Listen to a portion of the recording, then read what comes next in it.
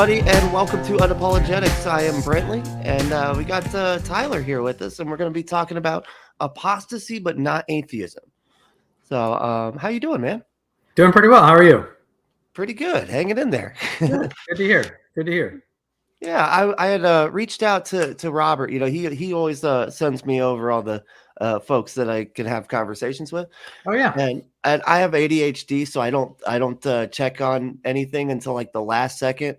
And I just Googled your name today. I was like, oh my good God, you have like debated so many people, and you got like, yeah, it's daunting. So No, you're totally fine. Totally okay.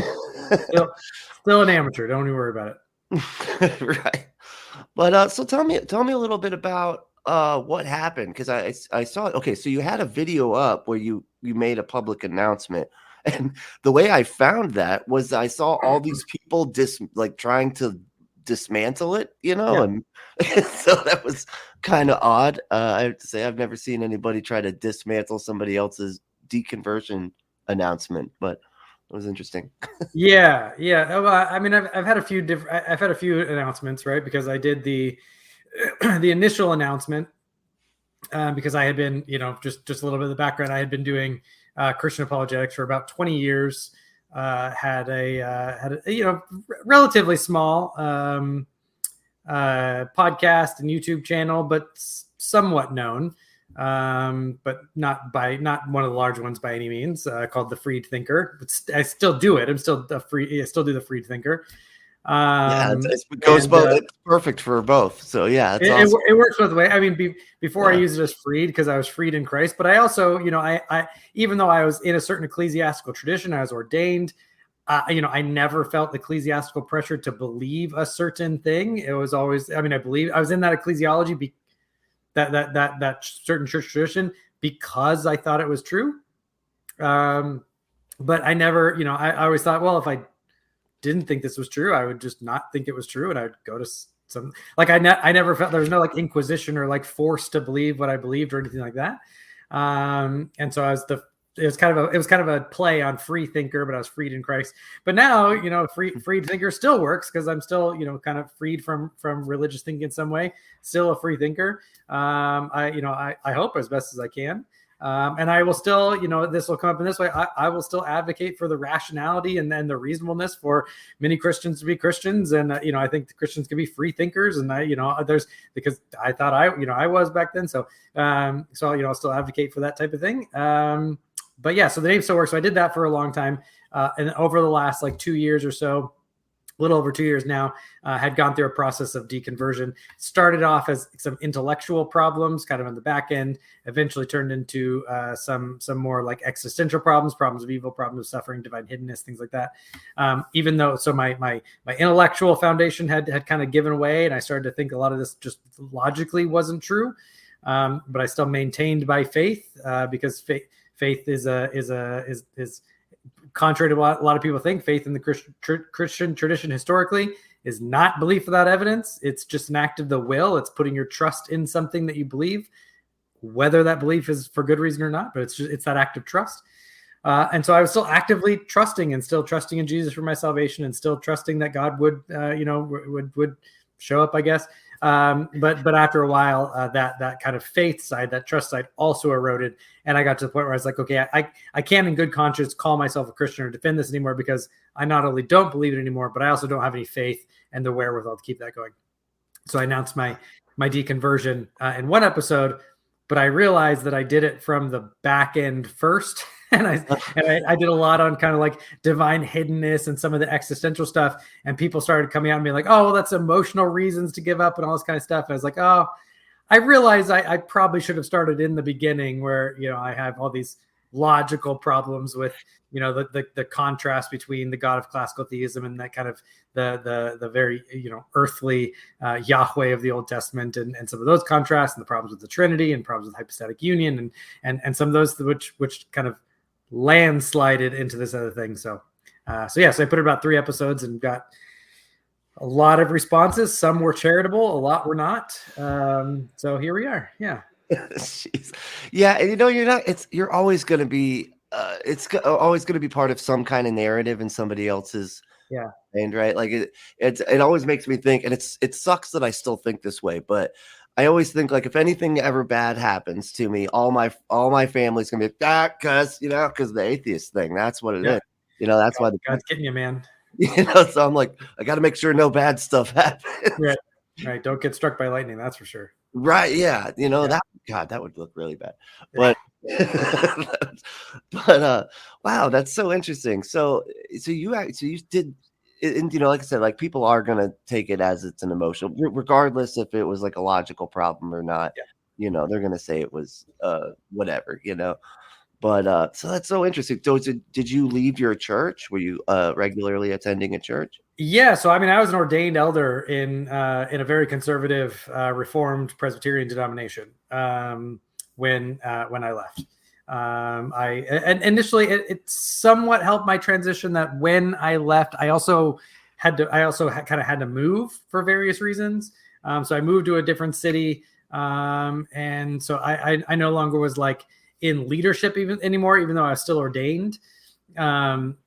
Although once I moved, the ordination ended, and then I was going to a church, and I was going to some Bible studies, and I was doing I was trying to recapture my faith. I was memorizing scripture, I was praying every single day, I was reading my Bible more than ever, all that kind of stuff. But I hadn't like redeveloped that community yet. I was still in community, I was still doing church things, but I didn't have like the leadership structure, like me involved in leadership and stuff, that makes it really hard when people do deconvert and want to step away. So I had a little bit of an easier transition out than I know a lot of people have. So mine was I know somewhat unusually easy. Oh, that's nice. Yeah. I shouldn't say easy. It's still very, very hard. It was not as emotionally difficult because I didn't have, the church I was at, I didn't have 20 years of relationships with these people. So that's what I should say. It was still very hard, but it was easier than that. Yeah. Wow. Okay. Did you feel like a sense of loss of community when you left? Did you feel like like who do I have to hang out with now? Who do I talk to? A little bit. I mean, a little bit. Some of it was hard in that degree. There's lots of community, although some other things in my life were happening also, and I was kind of building up a different community of because I moved, and so I had other friends that I was hanging out with, and some other things going on. So it wasn't like I went from like again, I had gone away from the church I had been at for 15 years or so, 10 years or so, and so like a lot of those really like deep connective relationships were already kind of, I mean, we still like were in touch, but we weren't like, I wasn't seeing them at all. So it wasn't that kind of just geographically ripped off that Band-Aid for me, I should say. Oh yeah. See, okay. Yeah, that's kind of nice too. Wow. Yeah. So that kind of helped kind of soften the blow there. Yeah. A little bit. Yeah. I mean, I'm in the Los Angeles area. I moved like 30 miles away, which in a lot of places people drive 30 miles to go to church, but in Los Angeles, that's like an hour and a half in traffic. So right. That's a good point. Yeah. You don't go that way. I have people that come to Los Angeles like, oh, it's 8 miles away, we'll go to dinner. And I'm like, that's an hour drive at rush hour. Good luck with that. Right. You might as well walk, It's about as fast. Yeah. Right. That's crazy. So so you said there's like some of the logical reasons that you broke down. So and you said you're not an atheist. So it didn't Correct. fall all the way. So but there were some issues with Christianity specifically. Yes. So I'm not an atheist, right? I'm still a theist. And I'm still a classical theist to boot. So I still think that God is the base, effectively the omni attributes, with a couple caveats. I think God is still a immutable, all that kind of stuff, because I think that those are grounding attributes that ground other features of reality. But I'm not a Christian, so I found in apologetics, with the exception of a couple of arguments, a lot of the arguments that people have to support Christianity either don't actually support Christianity. If they go through, they support theism generally, but not Christianity. Or the ones that do support Christianity, like say the argument from the resurrection, or like some there are some presuppositional arguments Bosserman I was trying to think of his name. Bosserman gives an example of a certain type of presuppositional argument that tries to use God to ground the one and the many, and particulars and incidentals and things like that, that I just find wildly unconvincing. And arguments for the resurrection, even when I was doing apologetics as a Christian, I thought things like the minimal and the maximal case arguments for the resurrection were just, they weren't defensible. They weren't good. And anything that you could defend in them was like so minimally evidential that you couldn't get all the way to the resurrection conclusion anyway. So even as a Christian, I was like, well, that's just not a very convincing argument to begin with. And so now definitely not. Although, I'm not I'm a theist. I'm not a naturalist. I'm not, presuppositionally committed to denying the possibility of miracles or anything like that, or thinking that, only naturalistic explanations are valid explanations. I don't have any of those types of things. So I'm finding that a lot of Christian apologists are still not quite sure what to do with me at that point. So. Right. Because it's kind of odd with the theist thing. Because I feel is theism directly in contrast to naturalism? Like, I feel like there's got to be scientist Christians, right? Like, there are scientists, and it depends on what if you're talking like metaphysical naturalism, which is the claim that basically only the natural cosmos exists. I would say, well, yeah, there's some contrast, there's some contradiction there, because obviously as a theist, I think more than the natural world exists. So I'm not a metaphysical naturalist. When it comes to things like methodological naturalism, where we're trying to come up with explanations for natural phenomenon, right? There's going to be some more overlap, right? So you're going to have Christian scientists who are going to engage in methodological naturalism, where you really only appeal to natural sources to try to explain things. And I think that there's some merit to that. Although, again, I don't think that means that we can't have good philosophical arguments or metaphysical arguments to defend something like theism generally, or even just, it gets really messy, right? Because you could argue there's this argument about semantic ranges where they argue, well, anything we think nature is this big, anything that would explain anything that would explain why something is we would just expand our understanding of nature. And so if you could prove something like God exists in the real, if cosmos or the nature just stands for anything that exists, well, then you could then you just be classified as a naturalist, even though you're a theist. And I think that's kind of I get where they're going with, but it's kind of a weird way to use language. But I get it. I mean, that was what I was going to say, because I was like, if we did have a mechanism in order to be able to investigate God and like how it works and like, that sort of thing, then it would just be part of the natural world, right? That's how I think. It's like, yeah. Well, I mean, and if you define natural just as whatever exists, right? Yeah, which we're kind of getting to, because there's lots of things like in quantum mechanics, all that kind of stuff, where things exist, but they don't exist in space-time.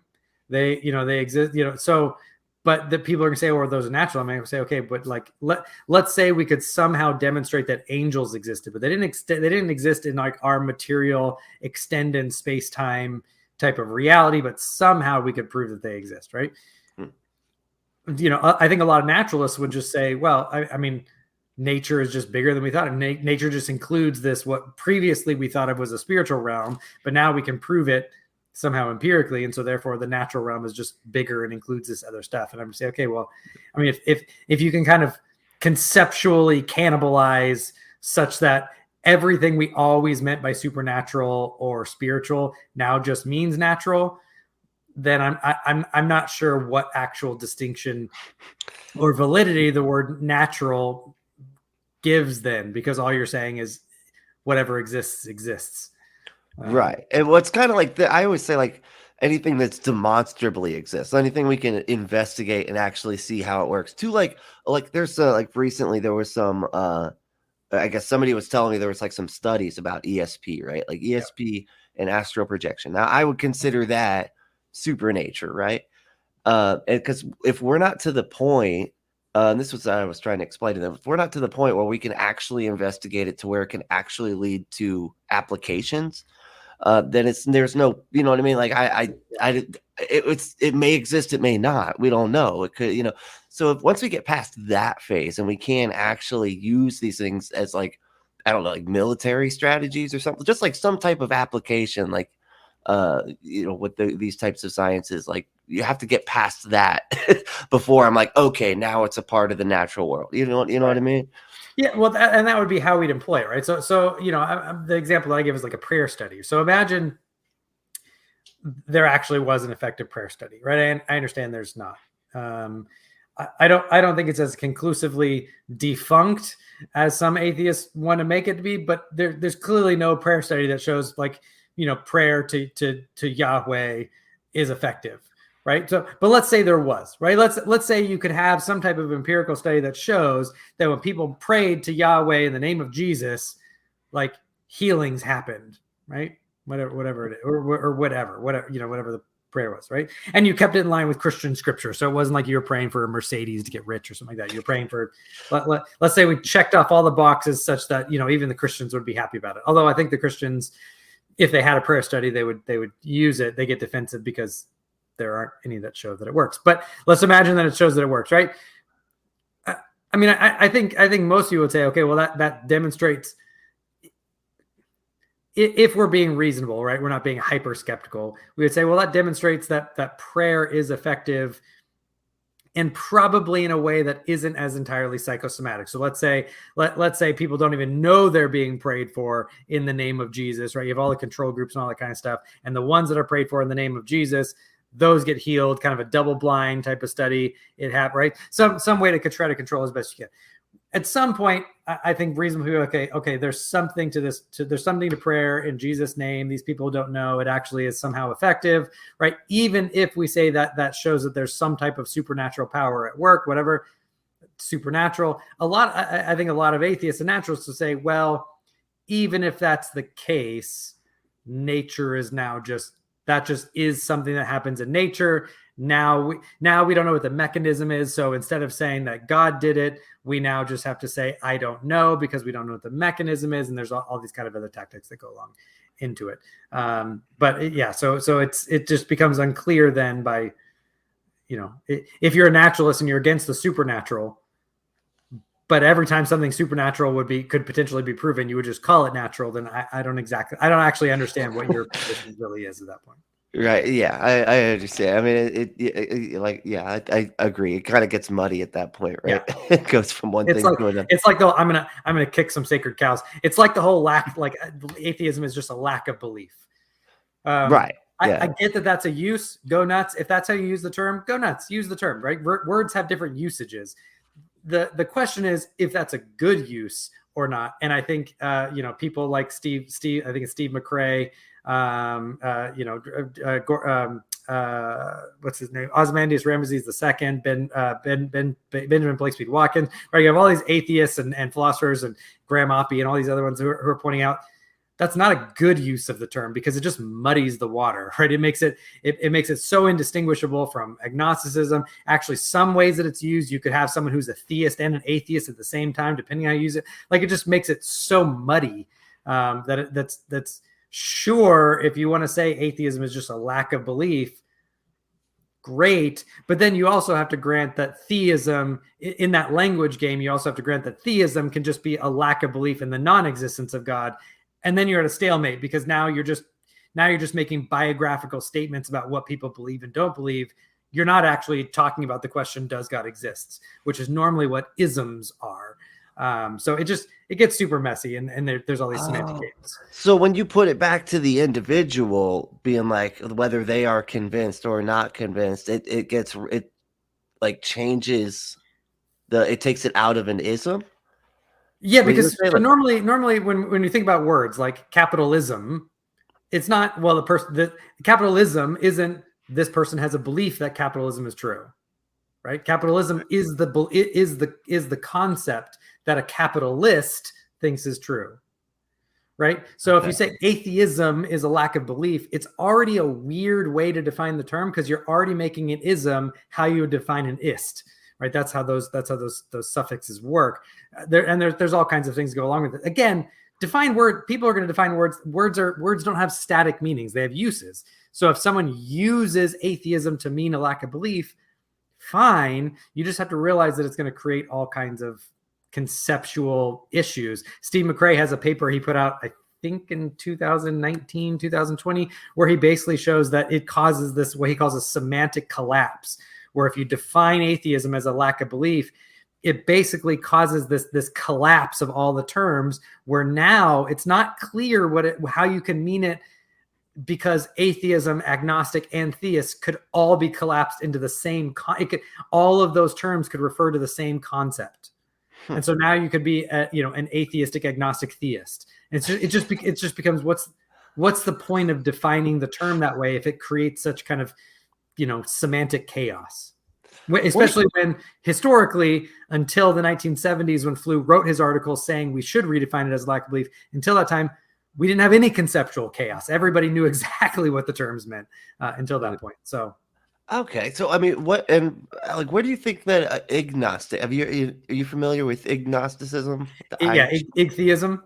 Yeah. So atheism is basically it's a very strong kind of atheism, right? Because atheism historically, if you read in the literature, and if you read, the atheistic philosophers, right, who aren't advocating for the lack theism type of definition, right? Atheism just is the proposition that there probably is no God. We live in a godless cosmos, right? You don't have to have certainty. You don't have to have knowledge, right? You can just think that you have a very limited, you have a very low justification threshold for that very minimal burden, right?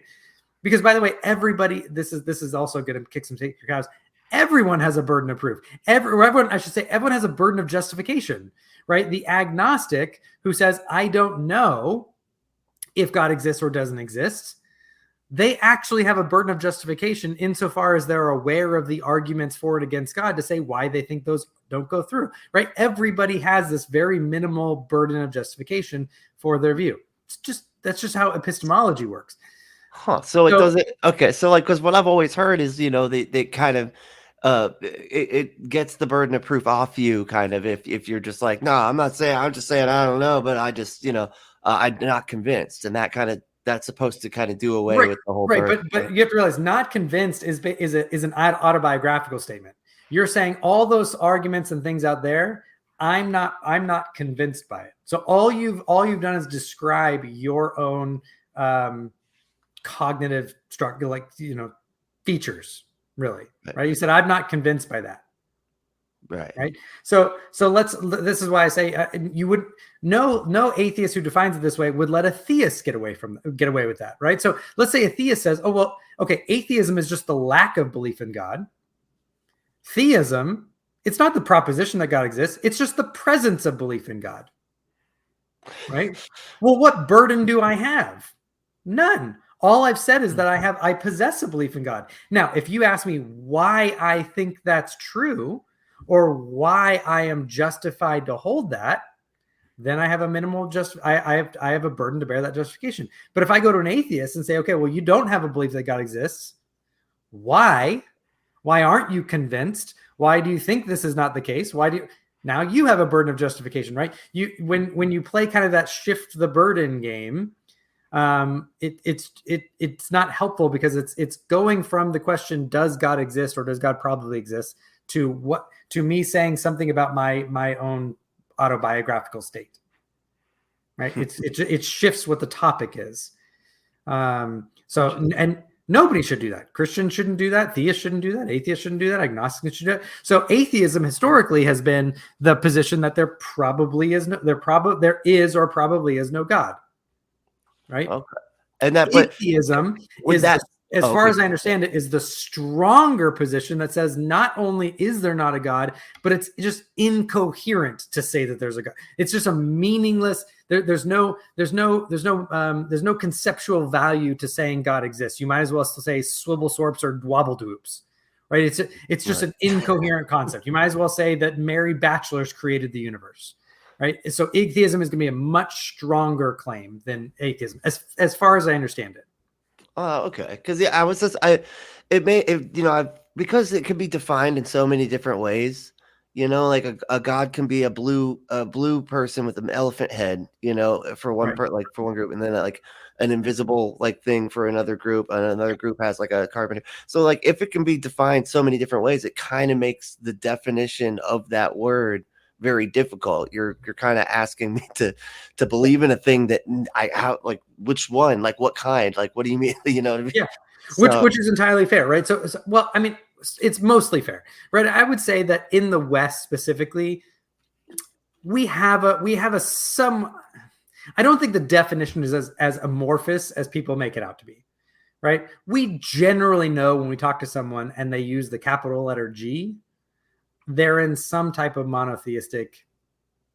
God is this omnimax, necessary being who created all things, right? We generally know what that concept is. There may be some fluctuation, ins and outs, and all that kind of stuff. You have to, but that's general. They're not talking about Vishnu or Ganesh or any or any type of thing like that, right? So, and I think most people in the West are happy to say, look, if some type of God exists, right? Probably not going to be the kind that we would expect if we kick over a rock to find it, right? Probably not going to be a thunder god. Probably not going to be a lightning god, right? Probably not going to be that kind of these very contingent, almost pagan types of concepts of God.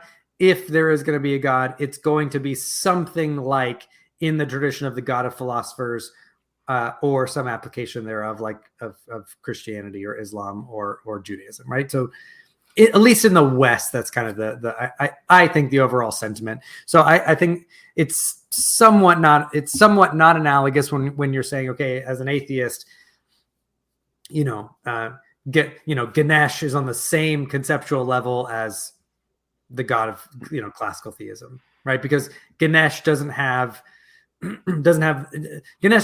like tomes and tomes and tomes of literature with different contingency arguments and fine-tuning arguments and cosmological arguments and ontological argument, right? There's not really much philosophical weight to Ganesh, for example. Right. Oh, okay. And so you feel like there is, and is that why it's because it's like it's contingency kind of thing? Like you feel like there needs to be something as a like a domino knocker kind of thing? Yeah. So I have a hard time, and I'm going through. I'm only 2 years started the process of deconversion, although I was still self-consciously a Christian until about October of this past year. So going through deconversion, as most people have done it, is interesting because I still have beliefs, but I'm also finding that a lot of the things that kind of held up beliefs now kind of go under review. And I'm still kind of in that reviewing and playing with concepts topic, kind of process. But I'm still finding at the end of the day, and I don't know if these are kind of metaphysical commitments that I have that maybe will erode over time. I'm not sure, but I still have this very ingrained concept of some principle of sufficient reason, right? There needs to be some type of causal backdrop to things. We need to have some type of meaningful explanation that's more than just a claim of a brute fact or just a simple bald axiom. I find those types of explanations far less satisfactory than saying that we have this concept that can serve as a causal backdrop. And I still find the concept of God. So when we talk about explanations, we could talk about explanations that have high explanatory value because they exhibit a lot of what are called explanatory virtues, right? So they have high scope. They have minimal complexity, right? They're more simple or more elegant or more parsimonious with more things. They explain this single thing has a higher scope, so it explains more things. You don't have to kind of multiply explanations as you switch questions and topics and foundations. Right. They're not ad hoc, so the concept isn't being created and altered to then kind of reverse engineer to explain these things, right? So I find the concept of God, right? We already had this concept of God. It's not ad hoc. We're not making this concept in order to ground these things, right? It was there. And when we start asking these questions, we find that God is a good explanation for that. God is simple, right? It's one explanation. There's not multiple explanations, right? So I find that the concept of God, at least the God of the philosophers, has a lot of these. It's not just a brute fact, right? It's not just this kind of unexplained thing, because a necessary thing, its necessity does explain it. That's something being necessary is different than something being a brute fact, right? A brute fact is it's something is true, but it could have been otherwise. A necessary thing is something that could not have been otherwise. It necessarily is true in all possible worlds. So if God exists necessarily. And so that necessity explains why God exists, right? It's not just it just is what it is, and that's just a brute fact without explanation, right? You don't even have necessity to explain it, right? So I still find the concept of God as a satisfactory explanation that has all these explanatory virtues for all these kinds of questions about laws of logic and specified complexity and why there's something rather than nothing and one of the many, and right, all these types of questions. I have a single answer that has high explanatory scope, has high explanatory value. It's not ad hoc. It's parsimonious with all these, right? So I still am there. Now, as I deconstruct, could I find some of these to be less and less plausible as I go? Sure, maybe that's the case. But as of right now, that's kind of where I still stand. Although there has been some progress, because I am finding that even though I think Christianity has specifically a much harder time answering something like problem of evil, problem of suffering, I'm having a hard time finding any good theistic answer for it, other than skeptical theism. Or Christianity adds extra baggage, I think, that makes it even harder for Christianity than just theism. But that is one of those things where I'm like, ooh, I don't know how to ground that God is omnibenevolent. Right. I mean, couldn't polytheism answer that? Like a bunch of gods fighting behind the scenes we don't know about? But then you give up all of the other explanatory virtues. Oh, okay. Right? So it's that question of, do I want to be able to ground all of these features of reality, or maybe have this answer to why there's evil and suffering? But I'm answering this one. I'm pushing down this one bump in the rug to shove up these 7 other bumps, or I can keep these other 7 bumps up, and I just have this one problem I have to deal with. Okay, I see. I don't think any worldview is perfect. That, as far as there is one true worldview, because I think there's only one true reality. But I don't think any worldview is without its problem spots. So right. So so you said you had mentioned divine hiddenness too, yeah. And that's where God, every time they try to shine the light on him, he jumps out of the way, kind of deal. No, divine hiddenness is this idea. There's different versions of it, but divine hiddenness is this question of why is God hidden? Why is God so hidden?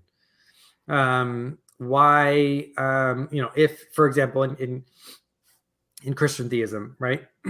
if God desires all to be saved,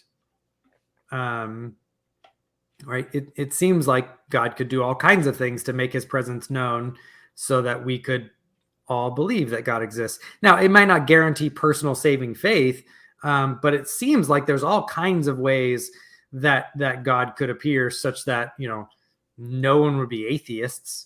You'd probably have a lot more, I probably wouldn't have deconverted, right? I've given examples of, even if you want to make it minimally evidential, right? Compared to what it is now, right? You have Christians who think there's a good argument for the resurrection, right? Based on the testimony and the minimal facts within the scriptures, right? And they think that that's a good enough reason why people ought to believe that Christianity is true, because the resurrection happened. And I say, okay, great. You think this much evidence proves the resurrection. Well, hell, why can't God, let's just call it every 500 years, pretty easy for God. Why can't God every 500 years give every single human alive at that time a Damascus Road experience the exact same way that Paul did? Exactly. Yes. Right. even if it wasn't every human alive in their entire life, let's just call it every 500 years. Every single person, you have global records of it, right? If that happened every single 500 years, and we had global records, they're all independent, they're all specifically Christian, right? All that kind of stuff. I think most people would believe. Again, you could have people who are hyper skeptics and be like, oh, it's just, it's aliens who are tricking all of us, or, it's just mass delusion, or mass delusion. You don't know, but science will figure it out one day, but it can't be supernatural. I mean, maybe you'll have that type of hyper skepticism, but let's be real. Let's be honest. If that happened, I think most people would generally believe, even if it's just cognitively, right? Maybe they might not have like saving personal faith. Yeah, it'd be like, we don't know what it wants, but we know it's here, or you know what I mean, or we don't know if it's the right kind of Christianity. Like, but yeah, at least we know there's something, and it specifically is Christian, but we just don't know which, branch or denomination, Calvinism, all that type of stuff. Yeah, but I think most people be like, all right, like it's the God of Christianity, right? Jesus is having this personal Damascus Road experience with every single person. Which showing them, showing him his scars and his wounds. Everybody universally has a stigmata experience. I don't know. That's good. Like I could think of countless ways that if Christianity was true, God could demonstrate that with a crap ton more evidence. Right. If God desired all to be saved, or desired far more to be saved. Right. I mean, I can think of a bunch. I'm sure an omniscient God can think of way more. So there's this question of, well, if God exists, why doesn't he do that? Why is God so hidden? And that compounds with problems of evil and suffering. Why is God so hidden when there's genocide and Holocaust and child molestation and all that kind of stuff, right? I see. So you kind of take divine hiddenness and you can compound it with problems of suffering. Wow. Yeah, that makes sense, because you're right. That does make a big difference when is all this suffering, and not only is he, he's just not doing anything about it, and he's not even appearing. Yeah.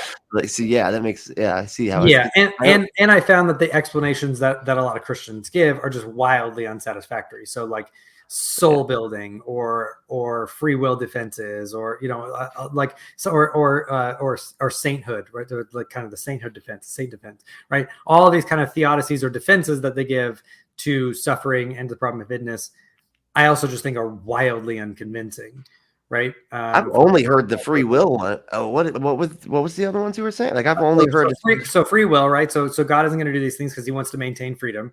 That's a really bad one for multiple reasons. One of them being, it's not clear why God would care about protecting the freedom of the rapist and not the victim. Right. So why does the victim's freedom is being taken away by the assailant. So why does God not step in to protect the freedom of the victim and prevent the freedom of the assailant if someone is sacrificing freedom? But I can think of tons of ways that God can do it without sacrificing freedom, full stop, right? Because freedom, there's a difference in philosophy between the freedom of the will and the power of outcome, right? So let's say you have someone who wants to murder someone, right? I could let's say I hated you. I could freely choose to murder you. I could walk up to you point blank, aim a gun, pull the trigger, and try to kill you, right? I could make that decision, choose that course of action, right? But the outcome can be prevented, right? God could make it a law of nature that any time a blunt object, moved with malice towards another human, would turn into a marshmallow. Right. Okay. It doesn't even have to be divine intervention every single time. It could just be a law of nature, right? Such that no one could ever be murdered. Huh. Yeah, right? It's an interesting like precogs, but another step. And none of that would take away free will. Right? No. Because you could still choose to murder people. You just wouldn't be able to accomplish, right? Because if we say that takes away free will, we'd have to say every time the police stop a crime, they are violating the free will of the criminals because they don't allow them to get away with the crime. right? Right. Well, that would just be dumb, right? Because the police did that, then we couldn't hold the criminals morally responsible because they wouldn't be free, right? So, Right. but like we know this in our own experience that you can prevent evil outcomes without preventing evil choices.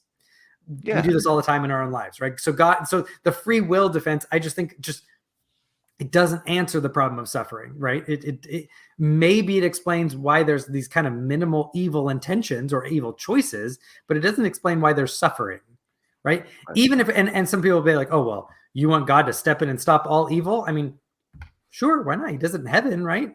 Why not now? But even if we say, hey, let's just God won't let us get away with everything.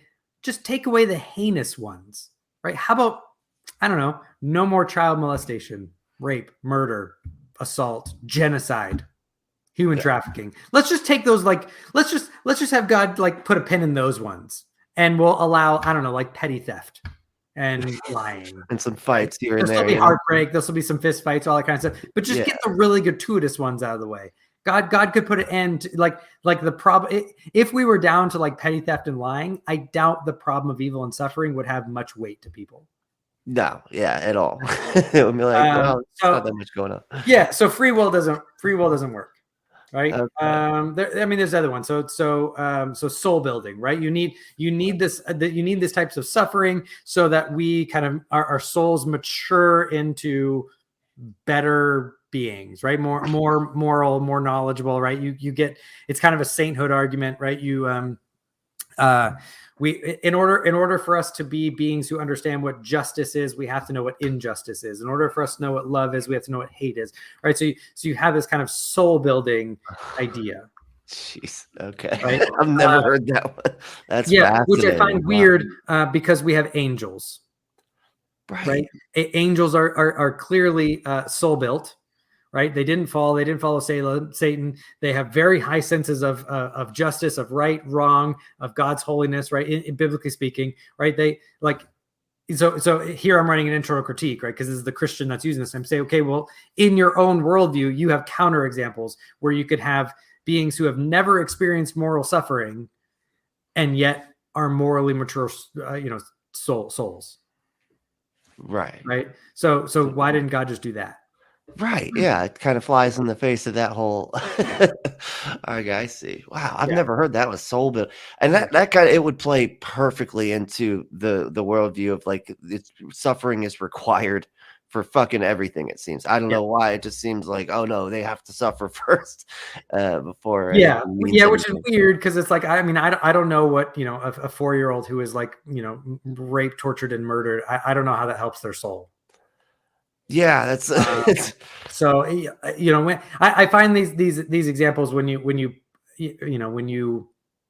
put flesh on the bone and you give specific examples, they fall apart pretty easily. So I just find them not convincing. Again, it doesn't mean they're logically fallacious. They're logically valid rejoinders.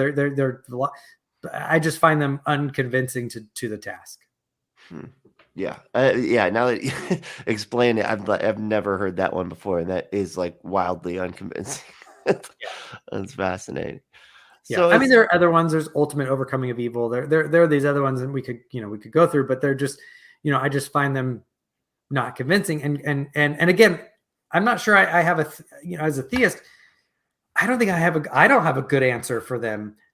But I don't what I find is that Christianity, because it has all this other conceptual baggage along with it, has all these other doctrines. It has God is all loving, God is holy, righteous, just. God desires all to be saved. God has this eschatological end in mind. God is going to bring out justice. You have the existence of angels. You have all of these other things that go into it that make it.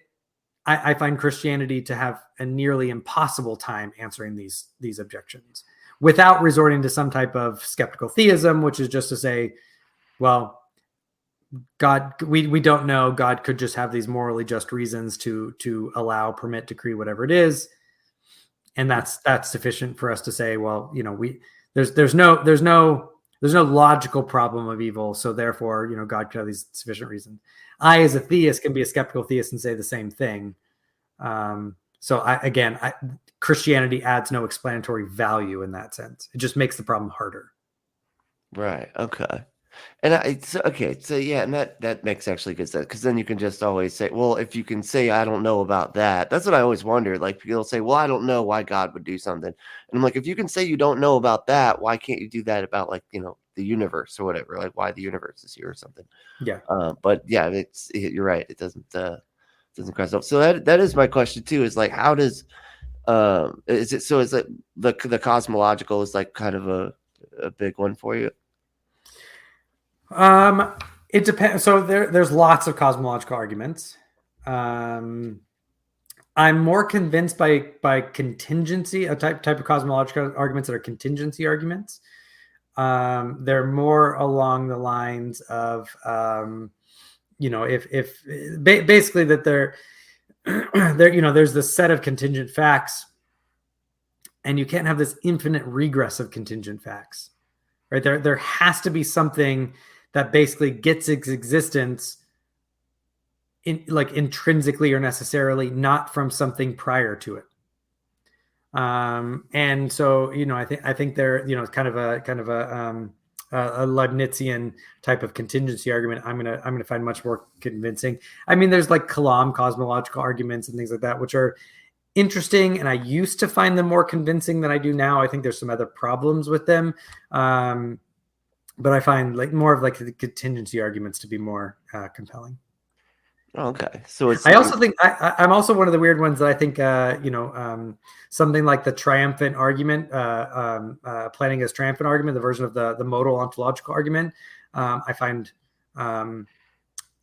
it's one that I think is sound, but I think it's wildly unconvincing to people. It's so conceptually obtuse that I don't think it's going to be effective to change anyone's mind. But I think once you see it and understand it, it's hard to see a problem with it. I think that's the one I talked about on the last debate I had, or just conversation I had. And it's basically where you take the opposite of the argument and make it absurd, right? And then you flip it, right? No, that's a reductio ad absurdum argument. Okay, yeah, that was the one I'm thinking of. That was the ontological about the maximally great being. Yeah, maximal greatness. Yeah, I'm actually trying to find. I have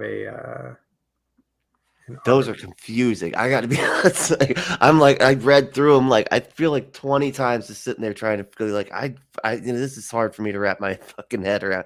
I just don't. I don't know. So it definitely doesn't sound convincing to me, because I was just like, this just sounds like you're defining something into existence by just talking about it in a way. You're not defining something into existence, but what it does is it shows that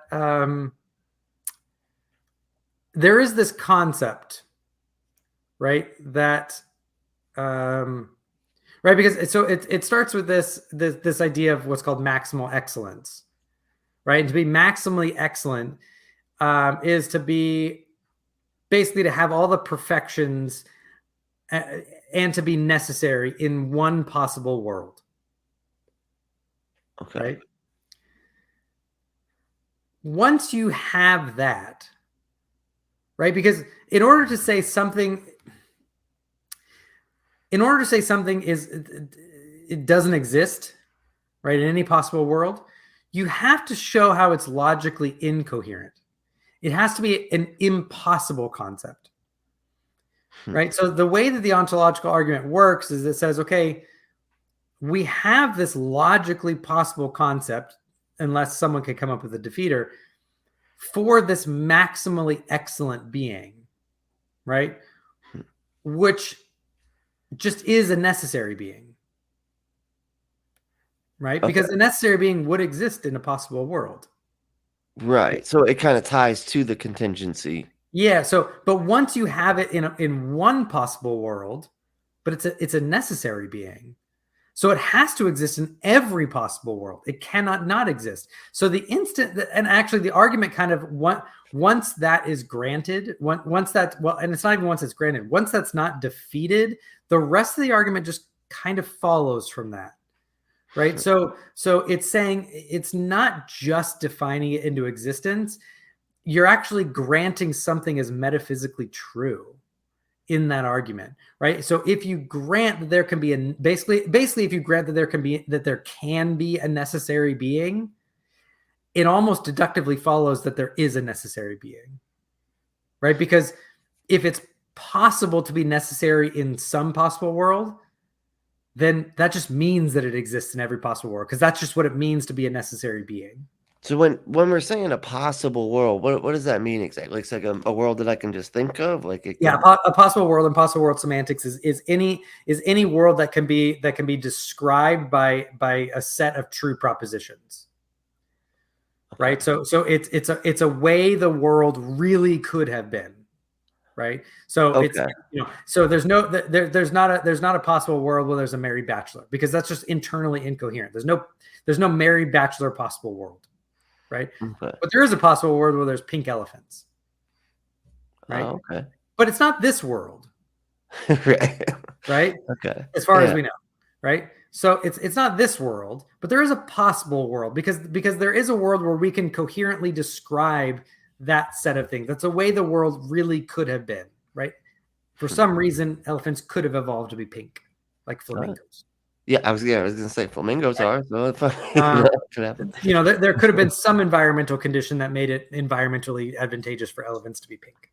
Yeah, ate a lot of shrimp or something. I don't know. Something like that, right? Yeah. Well, but now you say, okay, one of the properties of this being just is that it's necessary.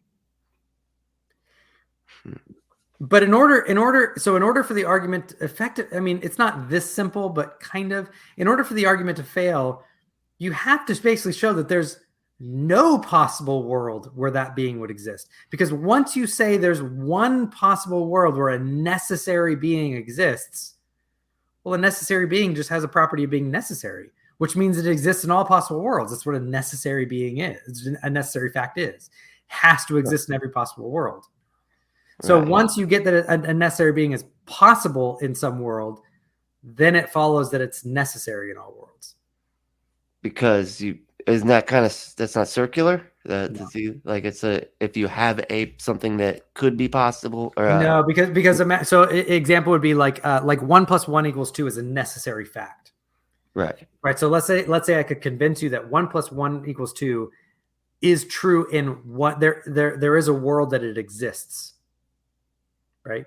Yeah. Once 1 + 1 = 2 in some possible world, that's just a necessary fact. So it has to exist in every possible world. Right. It's not circular, and I'm not defining it into existence. I'm not saying because I can define 1 + 1 = 2, therefore my definition is what makes it true. I'm saying there is this description of this necessary fact in a world, and we all concede it. And so once it's conceded, then we now have reason to understand why it's necessary in all possible worlds. Oh, it's tough. This is why I said, I'm not sure. I've read rejoinders against it. I don't think they're successful. I'm not sure how to defeat that argument. But I also think that if you aren't kind of already convinced by it, you're going to feel tricked by it. And so it's going to be wildly unconvincing. So it's not an effective argument, even if I think it's a sound one. Okay. And sound like being like, so that you think that could be like the conclusions are, do you think that could be true? Right. Like that's, I think it's logically valid, and the conclusion follows from true premises. Oh, okay. Yeah. Wow. That's so interesting. Yeah. Those ones just get me. And I guess it's like what you're saying. It's just so abstract that it just feels wonky and out there. You know what I mean? Yeah. Like almost like you're just contorting your brain into pretzels to try to make a thing real. And you're right. It is all very logically consistent and everything, but it just feels like we're doing so much to be like, that's how I know this thing exists. You know what I mean? Yeah. It just feels odd. And I think the other, I think the moral argument is a compelling argument. I think there are defeaters for it, but if I'm being honest, the defeaters, I can see why some people are convinced by them. But I think the defeaters follow from premises that are less obvious than the premises of the moral argument. Right. So in order for the moral argument to fail, it seems that you have to deny some type of moral objectivity. Right. Right. I think that it's more obvious that something like raping and torturing a small child for fun and profit is wrong, objectively wrong, not subjectively wrong. I think that's just a more obvious fact than any support that you could give to try to support that morality is subjective, right? So I think any defeater is going to be built on premises that are just less obvious than the premises of the argument itself that is trying to defeat. And so it's kind of the inverse, right? So on this case, I think that the naturalist or the subjectivist or the moral non-realist is going to have an easier time. They're going to be able to give some defeaters for the argument, but I think that their arguments aren't going to be convincing in the same way that I think the ontological arguments from my side aren't going to be convincing to them. Okay.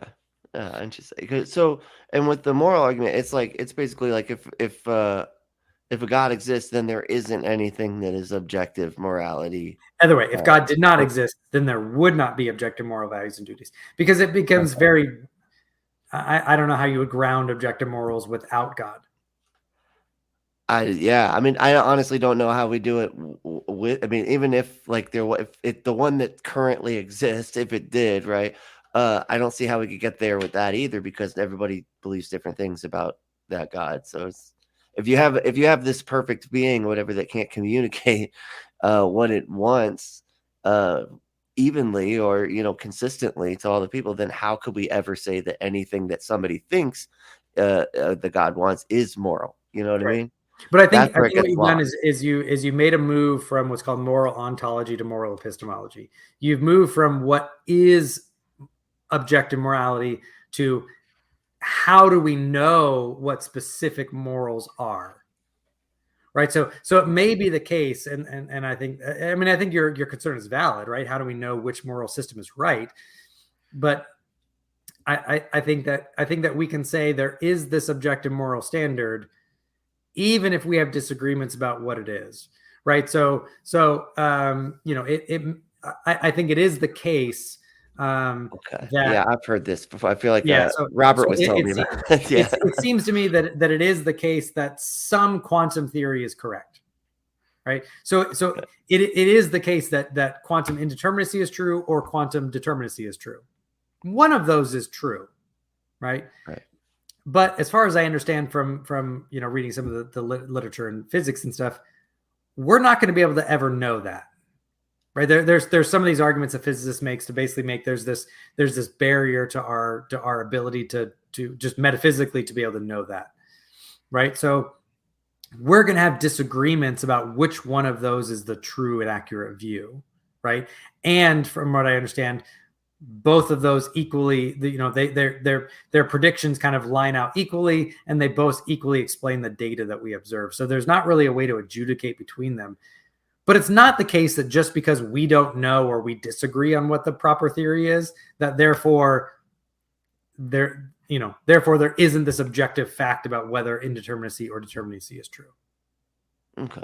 Right. So you can't provide a defeater for the ontological question by saying, okay, well, epistemically, we don't know which one it could be, right? Because it could be the case that God grounds objective moral values and duties, but maybe for certain reasons, maybe this is where soul building comes in or something along those lines. Maybe for different reasons, kind of that saying that, the journey is the destination. Maybe it is the case that us struggling to find what is morally good and ethical and growing and all that kind of stuff. Maybe that is a moral good that strengthens some kind of virtue muscle.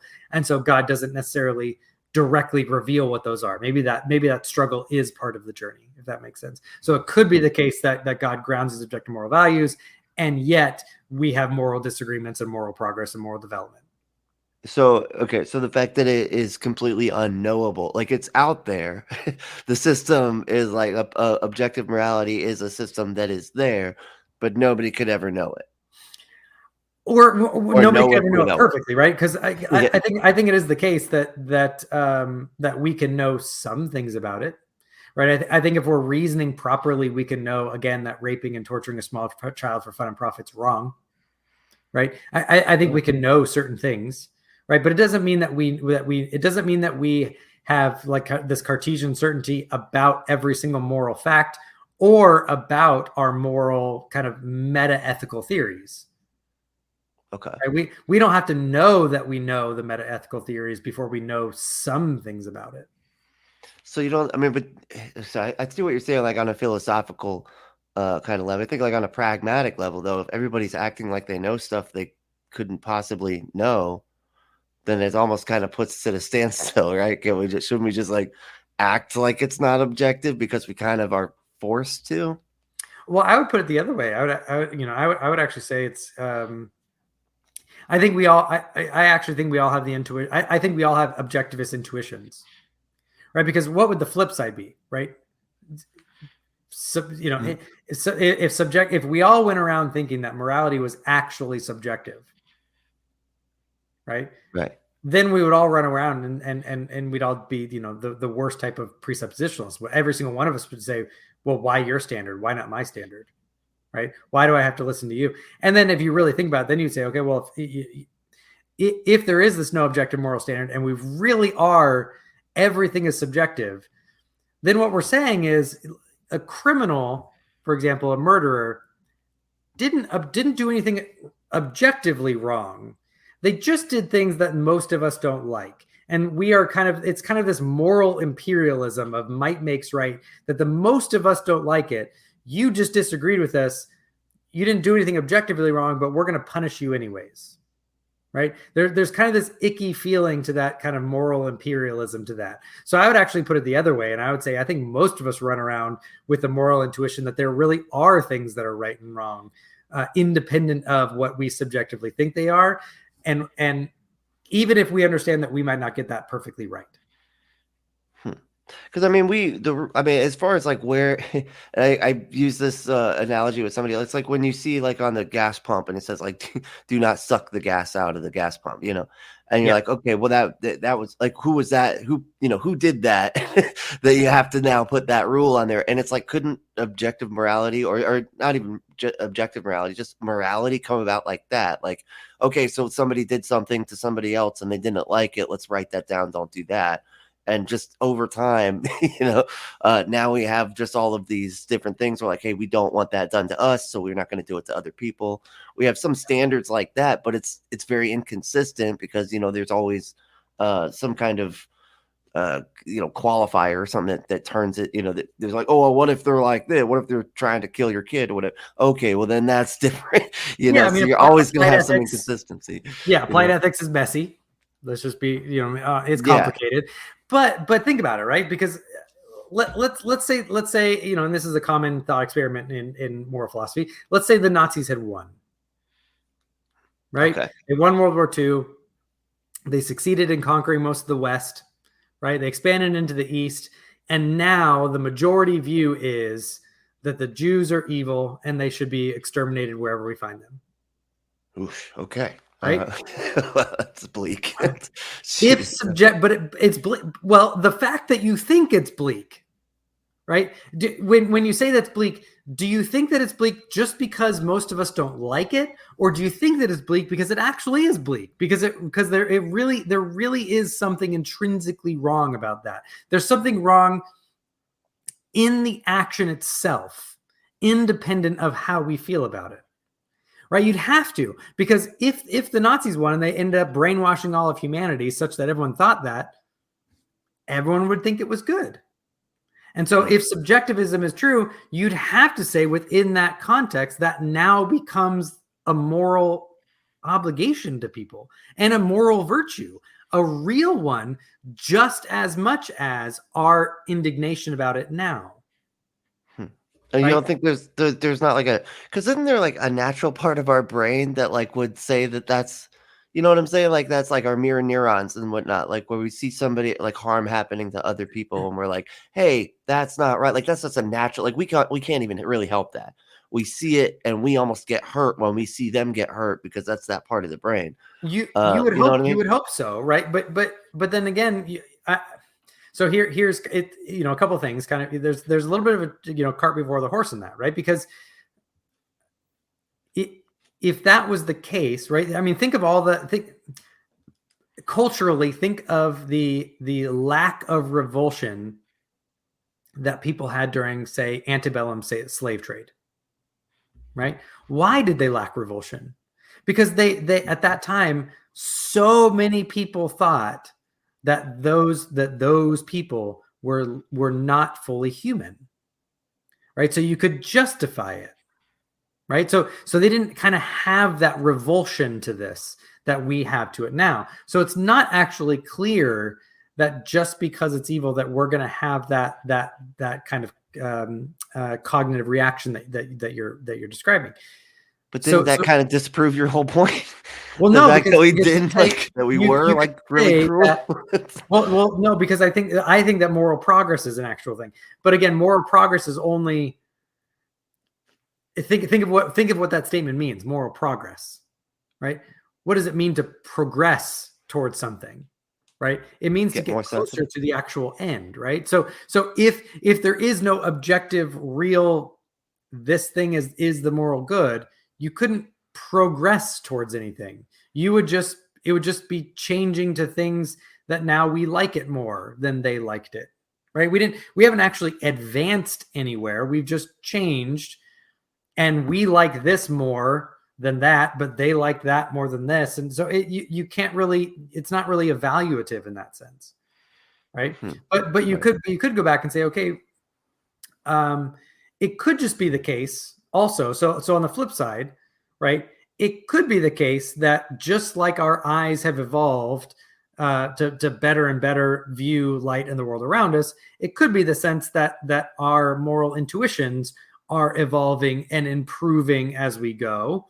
Right, they are progressing to more accurately perceive the objective moral value, the kind of objective moral landscape, to bastardize that term, that's around us. Right, so that argument could work either way, which in some ways makes it not good, because if the same argument could be used in one direction and the other direction, it's kind of kind of like stops itself there in the middle. That's crazy. Yeah, it is really a fascinating thing to think about. And you're right, there is it, because just looking at progress, you're like, it has to be, you want to think that it's leading towards something, right? But it does seem to me that more and more we look at it, like there isn't, like you're right, like we're just getting more and more sensitive to what each other would want, and treat people the way they would want to be treated. And we're just getting better at that, and more efficient. Yeah. So if you think of like your natural selection analogy, right, there could be a sense where there's a moral natural selection, right? In the same way that, if everyone went around drinking gas, they would all die, right? Or be very, very, very sick, right? So we don't do that, and it weeds it out, right? It could be the case that we we have moral advancement because we have this kind of I don't know, a kind of a Richard Dawkins meme type of thing, where we're at, we develop and we go, because as we try these certain moral things, there's this natural selection that if you hold that type of moral ethic, your kind of mimetic material, not genetic material, but your mimetic material will die off, because it doesn't lead to the types of outcomes that are actually objectively good for our species. Right. And they don't actually align to the objective facts of reality, right? So the animal that can't see the tiger crouching in the woods, is that objective reality is going to die off faster than the one that can, right? So the human groups that are not properly observing these objective morals, their ideologies are going to die off faster and sooner than the ones who do actually observe those objective moral facts. Right. Yeah, and I feel like that's probably what's happening. But I could be wrong too, though, because I mean fascism just seems to be so compelling to so many people for whatever reason. I think it just on all sides. Yeah. It's just such a natural, I think it's like it deals a lot with just natural reactions, like, oh, people different, hate them, you know what I mean? These people make me feel uncomfortable because they're sexually attracted to people I'm not sexually, so that's bad, hate that, it's just like these weird, like, natural discomforting sensations in our mind, and then they make a whole philosophy or a whole culture kind of out of it. Yeah. Yeah, I think the extremes on both sides too, right? I know that fascism is historically a far right wing phenomenon. I think right now we're seeing basically the rise of leftist fascism. Really? So I kind of want to pull a Romeo and Juliet and say a pox on both your houses. I'm not a fan of I really wish a lot more of us were moderates and centrists, and kind of progressives in the true moderate sense, not in kind of the cultural anarchist sense that we're seeing. We're really seeing the battle of the cultural anarchists and the cultural regressives. Those two sides seem to be, there's one that wants to pull us back, six centuries or whatever, and there's one that just wants to tear apart everything from the roots and start all over before there's any justification for it. So I think both extremes are very, very damaging. This real quick, like this is a pretty good comment here. It said leftist fascism. I wonder what that would look like. Like care for your neighbors or else. Is that like it's because kind of right. So if you think about what's happening on the left, well, I don't know how political we want to get, and I actually try. Right, yeah, I try to stay out of politics. I've gone too much into it, but there is a sense where that I even when I was a Christian, I had a hard time when people were like, oh, we don't, we hate transgender, and so we're not going to use their pronouns. And I'd be like, I mean, Jesus told you to love people, so even if you disagree with them, why not still love them? But on the other side, there's almost like a totalitarian bent. And by fascist, I kind of mean a totalitarian bent, where it's like, hey, we're going to be transgender, and if you don't use pronouns, we're going to get you, right? And so there's almost this, because I'm a libertarian at heart, so I kind of want to be like, hey, just let people do whatever they want, right? As long as they're not actually like, stealing, raping, killing, destroying, right? Just, hey, maybe let's not have thought crime in either direction. How about that? So there's this kind of sense where the far left, again, I know leftist fascism is historically an oxymoron. Yeah, it sounds really weird. Leftist totalitarianism. I don't know. I do it. Yeah, totalitarian. Right? That makes sense. Yeah, I got whatever. Like there's that on that side. There's fascism on the right. Let's get rid of both of them. How about us sane people in the middle can try to get things done? We just love everybody, try to be reasonable, and go from there. So. Fair enough. Yeah, I'll have to have you back maybe for a political discussion at some point. I honestly, this is about as political as I get. For my own mental well-being, I try to stay out of politics as much as possible. Probably a good idea, honestly. I get it. But well, hey man, thank you so much for coming on. This was really cool. Yeah, absolutely. Yeah, I feel like I learned a lot. So yeah, I'm happy to be here. Happy to come on and have a discussion. I don't know if there's any other questions. We veered way off from Christianity and theism, but yeah, that's all right. That tends to happen with I just kind of, I don't know. I follow where where I feel like it's going, but. Well, it was really cool and very it was very helpful for me too, because a lot of the deep philosophical stuff I get it just gets out there. I would say I'm so much more practical, I feel like, so, but it is helpful to talk about it, kind of reason my way through it. Yeah, so. Absolutely. Happy to discuss. Awesome. All right, everybody. Well, thank you for watching, and we will be back next time. And thanks to stay logical but loving. Passionate but skeptical.